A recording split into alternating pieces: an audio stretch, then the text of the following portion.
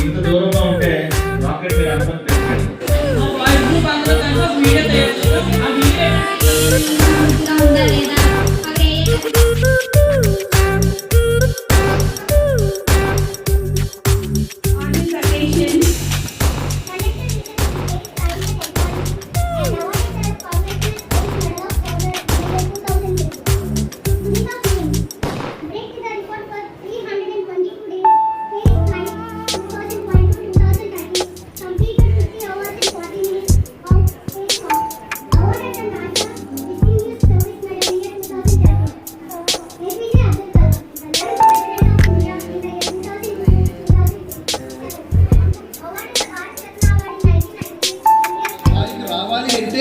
ఇటువంటి మనం అలవాటు చేసుకోవాలన్నమాట.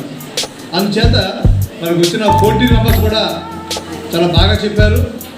వండర్ఫుల్.